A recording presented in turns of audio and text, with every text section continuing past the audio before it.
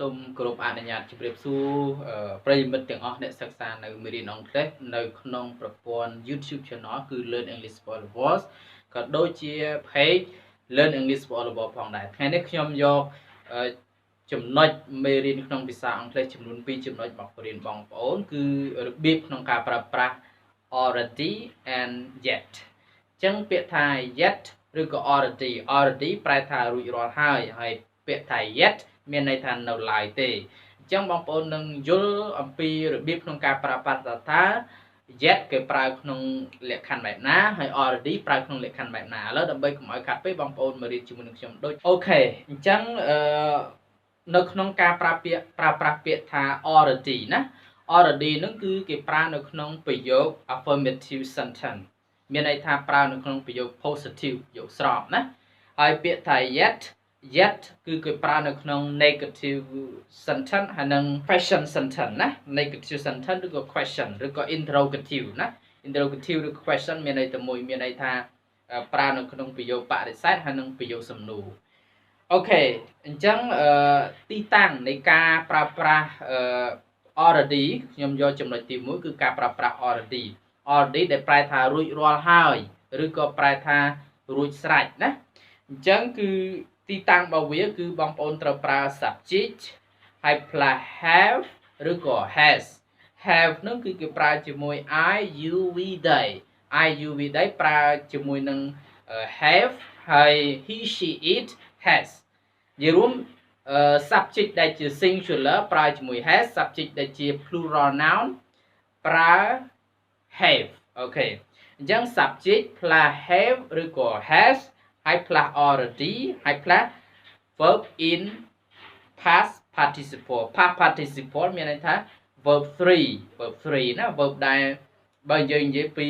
verb ហ្នឹងប្រភេទនៃ verb ក៏ឲ្យឈ្មោះថា regular verb និង irregular verb បងប្អូនមេរៀននេះគឺសម្រាប់បងប្អូនដែលចេះខ្លះមកហើយណាអូខេអញ្ចឹងpast participle ហ្នឹងគឺប្រែថា verb 3ហ្នឹងសម្រាប់ regular verb គឺបងប្អូនគាត់ទៅថែម ed ជាការស្រេចហើយសម្រាប់ verb ដែលបញ្ចប់ដោយ ing ជាង y to ied ជាការស្រេចអូខេហើយសម្រាប់ irregular verb គឺបងប្អូនត្រូវចាំអូខេអញ្ចឹងខ្ញុំ back មកក្រោយពីរបៀបក្នុងការប្រើប្រាស់ already ហ្នឹងគឺបងប្អូនត្រូវប្រើ subject plus have ឬក៏ has plus already ហើយ plus past participle អូខេអានឹងសម្រាប់ប្រយោគ positive ណាសម្រាប់ប្រយោគ positive ដែលប្រើ already ណាខ្ញុំឧទាហរណ៍ថា we have already written our reports we have already written our reports ពួកយើងនឹងបានសរសេររួចរាល់មកហើយនៅរបាយការណ៍របស់ពួកយើងអញ្ចឹងពាក្យ we have already written our reports អញ្ចឹង we នឹងគឺ subject ហើយ have នឹងគឺជា verb ហើយបន្ទាប់មកប្រើ already ហើយ written ឃើញណា written verb 3ក៏ឲ្យឈ្មោះថា verb past participle ហើយបានបន្ទាប់មក plus object មក our reports តើណា we have already written our reports អានឹងគឺរបៀបក្នុងការប្រើប្រាស់ already អូខេមួយទៀតMr. Ratha has already read the entire book Mr. Ratha has already read the entire book អញ្ចឹងពាក្យ has ឃើញប្រើអញ្ចឹងដូច្នេះបងប្អូនឃើញនៅក្នុងប្រយោគហ្នឹងគឺប្រើពាក្យ has ហ្នឹងគឺដោយសារតែ subject របស់វា Mr. Ratha ស្មើនឹងពាក្យ he ដែលជា third person singular ហ្នឹងគឺប្រើ has ណាបងប្អូនអូខេអានេះជាចំណុចទី1សរុបមកវិញខ្ញុំប្រើរំលឹកទៅដល់បងប្អូនថារបៀបក្នុងការប្រើប្រាស់ពាក្យ already គឺប្រើបន្ទាប់ពី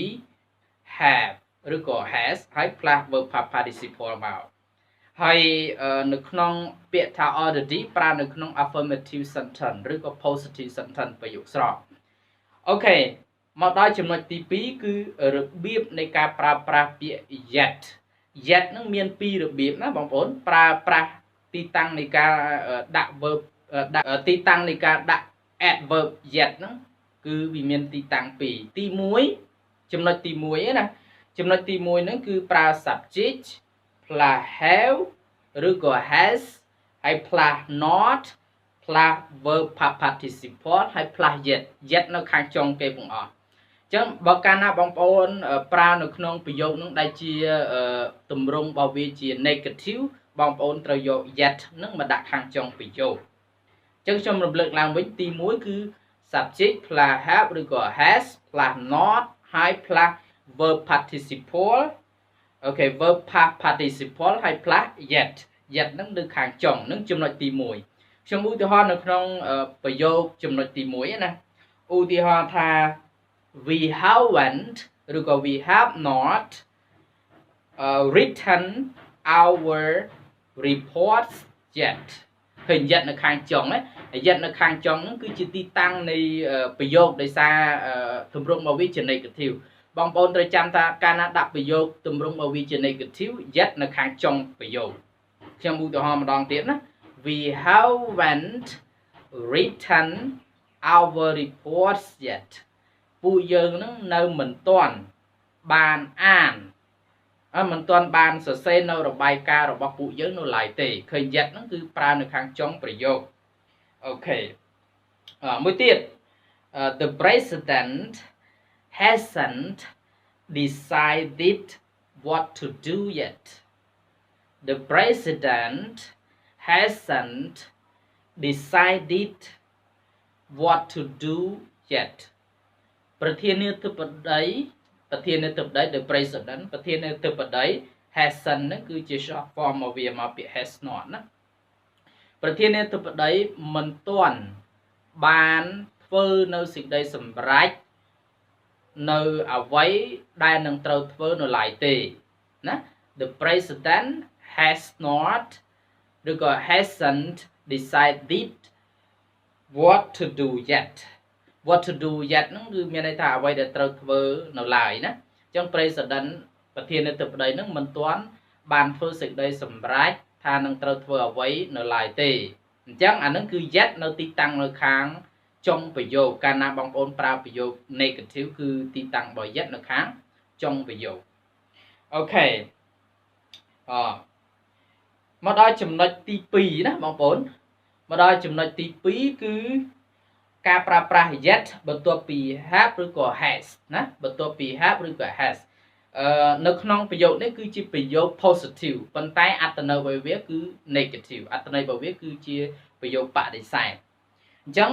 subject plus have ឬក៏ has ហើយ plus yet plus verb infinitive កាលណាបងប្អូនប្រើពាក្យ verb infinitive ហ្នឹងគឺមានន័យថា verb ហើយ to plus to ណាអូខេអញ្ចឹង subject plus have or has អូខេ subject plus have or has plus yet plus verb infinitive verb to ណាឧទាហរណ៍ថា John has yet to learn martial art John has yet to learn martial art John ហ្នឹងគឺមិនទាន់បានរៀននៅក្បាច់គុនទេអញ្ចឹង martial art ប្រែទៅក្បាច់គុនឃើញបងប្អូនប្រយោគហ្នឹងគឺជាប្រយោគ positive ទេក៏ប៉ុន្តែប្រែបដិសេធកាលណាបងប្អូនអត់ប្រើពាក្យ not គឺ yet នៅបន្ទាប់ពី have ឬក៏ has អូខេមួយទៀត we have yet to decide what to do with the money we have yet to decide what to do with the moneyពួកយើងអត់ទាន់បានសម្រេចថានឹងយកលុយទៅធ្វើអ្វីទេណាប្រែថាពួកយើងអត់ទាន់បានសម្រេចថានឹងយកលុយទៅធ្វើអីទេអញ្ចឹង decide what to do ហ្នឹងគឺប្រែថាសម្រេចថាយកអ្វីទៅធ្វើដោយលុយជាមួយនឹងលុយមានន័យថាយើងអត់បានសម្រេចចិត្តថានឹងយកលុយទៅធ្វើអ្វីទេអូខេអញ្ចឹងបងប្អូនឃើញឃើញ yet អូខេអញ្ចឹងបងប្អូនឃើញទីតាំង yet នៅក្នុងទីនេះគឺវាប្រើបន្ទាប់ណាវាប្រើបន្ទាប់អំពី have or has ហ្នឹងគឺជាប្រយោគ positive ក៏ប៉ុន្តែអត្ថន័យនៃការប្រែគឺ negative Ok, chẳngខ្ញុំសង្ឃឹមថាបងប្អូនយល់អូខេជួបគ្នានៅវីដេអូក្រោយៗទៀតហើយកុំភ្លេចតាមដាននៅវីដេអូក្រោយៗទៀតបាទ